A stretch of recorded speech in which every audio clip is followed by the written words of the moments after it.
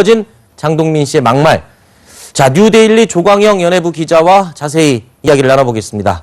안녕하십니까? 네, 안녕하십니까? 네. 자, 장동민 씨의 버럭 그리고 막말. 본인의 주요 캐릭터라고 얘기를 하고는 있지만 이게 들으면 들을수록 좀 너무 심하다 싶을 정도의 말들이 오간 것 같아요. 네, 제가 보기에도 좀 무리수를 좀 많이 준 것 같습니다. 네. 이제 논란이 된 방송이 충청도의 힘이라는 케이블 방송 코미디 프로그램 코너인데요. 네. 그래서 이제 설정상 애 늙은이로 이제 분장을 했어요. 네네. 동생 조현민 씨와 함께 이제 출연을 했는데, 한 5분 30초 정도의 짧은, 코너입니다. 근데 문제는 사회적 약자에 대한 혐오와 비하로 구성된 내용이 논란이 되고 있는 거죠. 네. 말씀하신 대로 한부모 가정, 소위, 어떠한 자녀에 대해서 상당히 비하를 하고, 예를 들면 양육비를 양쪽에서 보냈다는 식의 얘기를 서슴없이 꺼내면서 이것을 희화하는 모습을 보이는 거죠. 사실 어떠한 메시지를 전하는 것이 아니고 단순하게 조롱을 하고 약자들을 비하하는 모습을 보였기 때문에 지탄을 받는 그런 상황이 되고 있는 것 같습니다. 네. 사실 얼마 전에 여성 비하 발언으로 문제가 돼서 방송을 잠시 중단했다 자숙하겠다라고 했었지 네. 않습니까? 그러고 나서 또 얼마 안 된 시점에서 이게 터져서 그래서 더 문제가 되는 거 아닙니까?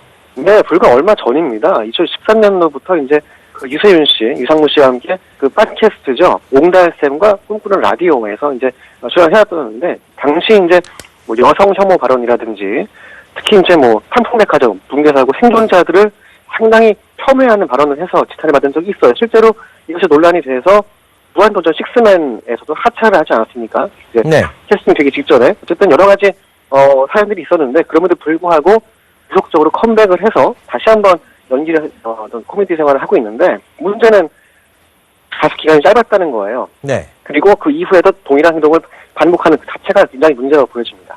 네.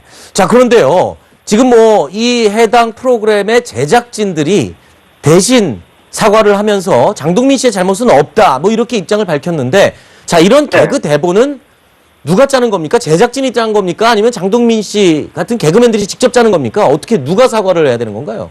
일단 기본적으로 제작진에게 문제가 있는 것은 맞죠. 왜냐하면 책임을 지고 프로그램을 이제 편집을 하는 그런 분들이기 때문에, 네. 만약에 녹화 과정에서 문제가 되는 소지가 있다면 충분히 상해를 거쳐서 그것을 이제 블라인드를 하고 그렇죠. 확대를 하고 내보내야 되는데, 결과적으로 이분들이 최종적으로 컨트롤을 내렸기 때문에 최종 책임은 제작진에 있다고 보여지지만, 문제는 코미디 프로그램 특성상 출연진과 상당히 소통을 많이 합니다. 그래서 그렇군요. 상당 부분은 출연진의 의견과 어떤 아이디어가 반영되기 때문에 장동민 씨가 무관하다고 볼 수 없는 부분도 분명히 있는 거죠. 알겠습니다. 자, 오늘 전화 연결 고맙습니다.